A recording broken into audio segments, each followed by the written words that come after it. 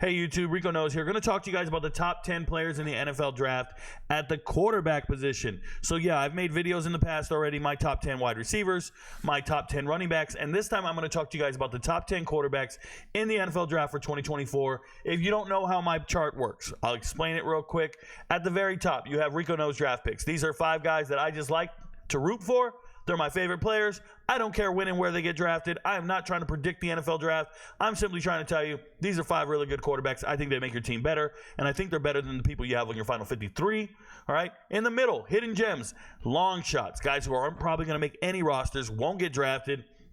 But my goodness, you better keep an eye out for them in the UFL, and hopefully they get a shot in camp, maybe a mini camp offer or an undrafted free agent offer, and go out there and show what they can do. I believe in these men, and I'll break them down individually. And at the very bottom, that is my actual official top 10 for the NFL draft for 2024. So those are my top 10 quarterbacks for the draft. I will talk about it in this video. All right, so let's go. Let's start at the top. Number 1, my favorite draft pick in this draft at the quarterback position that I think should be going on teams is Drake May. And I'm going to tell you why. I think Drake May is a complete quarterback. I think he does great decision-making. He had an entirely new cast this year, new wide receiver cast, right? Losing Josh Downs to the NFL, losing Green to the NFL, having to make do with McMillan coming in from Georgia Tech, Tez Walker and his eligibility concerns coming in from Kent State. It's just one of those things where Drake May had a lot of moving parts around him. He had an emergence at running back. Shout out to Amarion Hampton.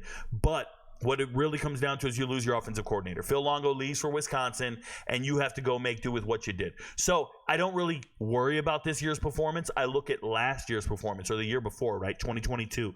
And when you look at 2022 in the football season, Drake May led his team in rushing. He is a dual-threat quarterback.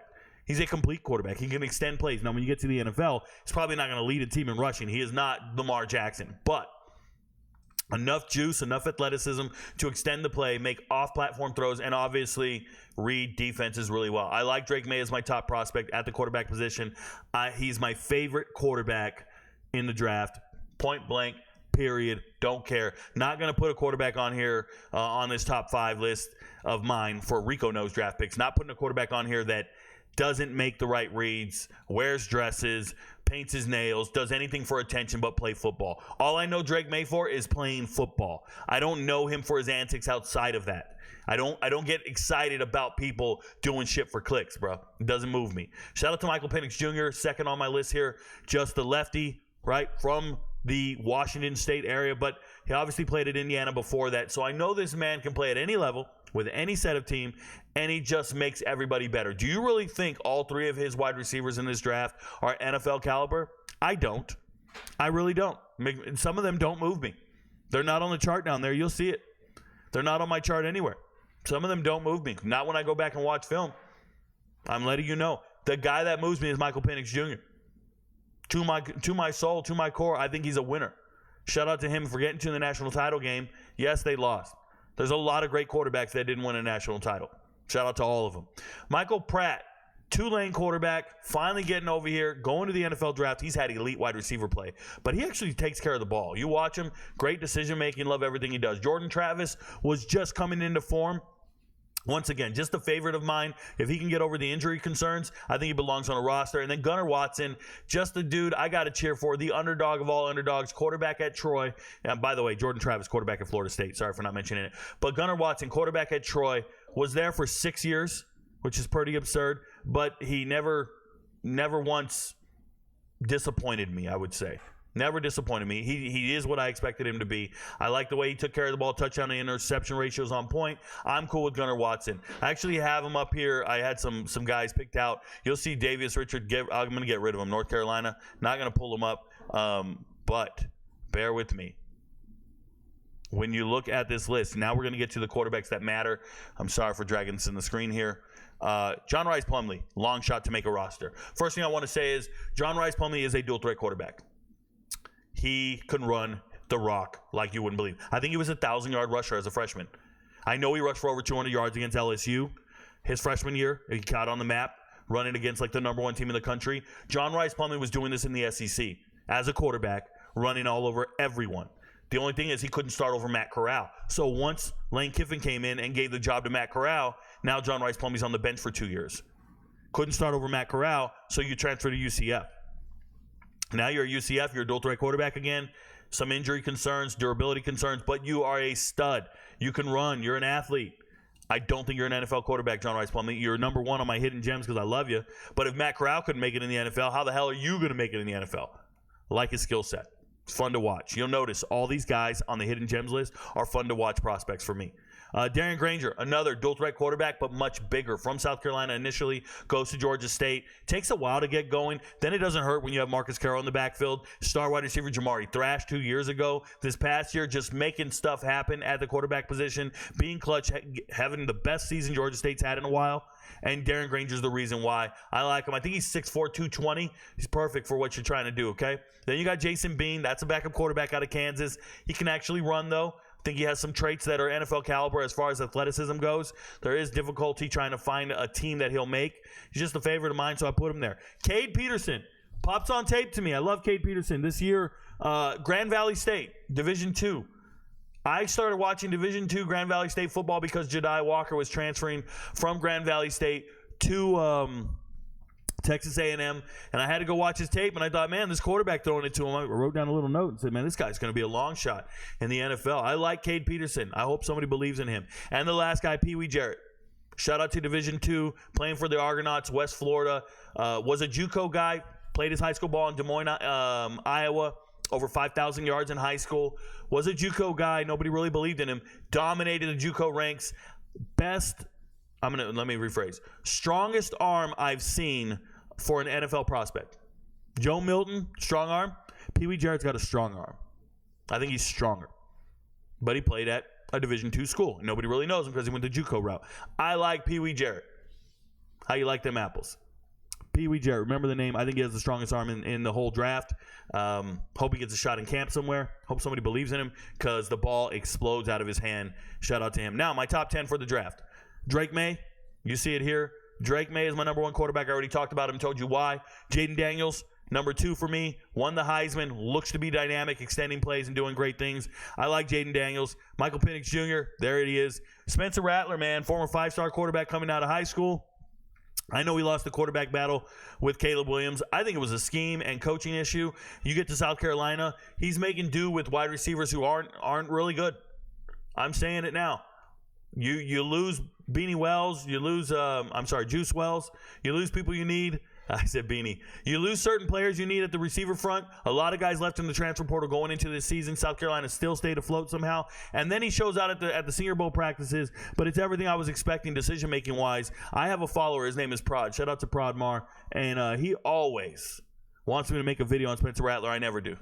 But Spencer Rattler looks pretty good to me. I have him as my 4th quarterback on my top 10. Bo Nix at 5. I love everything he did. He's been progressing from being the SEC Freshman of the Year and getting better every single year with his touchdown to interception ratio, his decision-making, finally utilizing all his weapons. Only lost 2 games this last year, both of them to the national champion runner-up. I'd imagine Oregon was probably the 3rd best team in the country, and no one wants to admit it. But Bo Nix is a huge reason why. I love the way he spreads the ball around. I love the fact that he's not coming to the line of scrimmage with a preconceived notion of where he wants to throw it. He's making progression reads. I like Bo Nix. I do. Caleb Williams here, by default, I couldn't leave him out of my top 10. I want to. I don't think any team should draft him. I think whoever believes in Caleb Williams and drafts him early is drafting a guy who can't play in the NFL. Nothing he does goes to script. Nothing he does is a read at the line of scrimmage. He doesn't throw in rhythm. I know Merle Hodge came out and said he doesn't believe in him. And Merle Hodge has been right about a couple of guys. Everybody's like, Rico, are you stealing your takes from Merle Hodge? No, go find the video. I gave up on Caleb Williams back in September, October timeframe. I thought very highly of him initially. But after I sat down and actually watched his tape, he doesn't do anything the way I would envision. He doesn't. You want to know why USC exploded in that bowl game this year? Why they finally played so well, and why the players were saying we finally have a real quarterback? It's because Caleb Williams wasn't playing in that bowl game, and they finally had somebody who could distribute the ball to the receivers who are open. You have an advantage at every single wide receiver position. USC was loaded at wide receiver, so loaded. Dorian Singer couldn't even make the starting lineup. Mario Williams had to transfer to Tulane. There are so many great wide receivers at USC, and you couldn't utilize them. You had to scramble around and run around like a chicken with your head cut off. And I'm telling you, when I watch Caleb Williams on tape, the first thing I think, and he doesn't look quarterbacky enough. I look at him and I go, whoa, he doesn't do things the right way. And I'm saying he doesn't make the right read. He doesn't read the defense properly. He doesn't find the right receiver. He throws with zero anticipation. You can't do that in the NFL. He waits for people to be wide open. And you know why he has to wait? He's scrambling around, running around. He's not even looking. He's just running around. I could show you tape, man. I'm going to break down so much film on him in March. And people are going to go get irate and be mad at me. But I'm keeping it real. He is not built like that. I wouldn't draft Caleb Williams.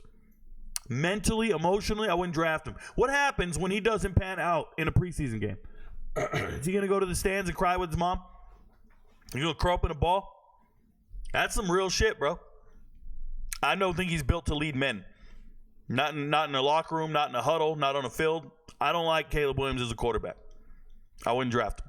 J.J. McCarthy right after him. I'm not a huge J.J. McCarthy guy. I don't believe in J.J. McCarthy. The scouts do. GMs do. J.J. McCarthy wins a lot of games. So did Ken Dorsey. So did Chris Winkie. J.J. McCarthy doesn't move me. Michael Pratt right below him. I already talked about him. Carter Bradley before him. Shout out to Carter Bradley, quarterback at South Alabama. I think he's very good. Utilizes wide receivers really well. Good decision making. Carter Bradley's a good quarterback. And then the last one's Austin Reed, Western Kentucky quarterback. He was supposed to be in the draft last year, maybe be a 6th or 7th round pick. Decided not to go to the draft, decided to come back for another year. Said, hey, I'm going to get my NIL money to stay at Western Kentucky. I'm not even going to transfer to I think he had an offer to transfer to either Kentucky or Louisville. And he turned him down to stay at Western Kentucky because he said, hey, I'd like to dominate in the group of 5 another year and maybe become a 4th round draft pick. Okay. Well, he didn't do that.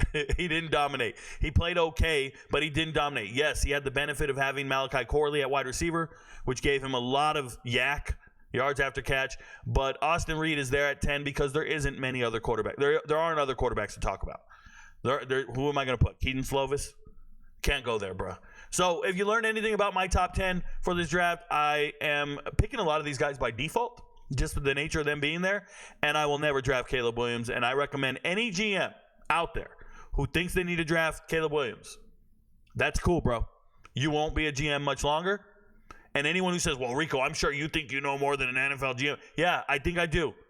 I still have a job. They don't. These dudes are on their way to unemployment. We're going to talk about them in the past tense. Look how many people get fired at all these teams making the wrong draft picks. Your friends don't know, but Rico knows. Good luck, y'all.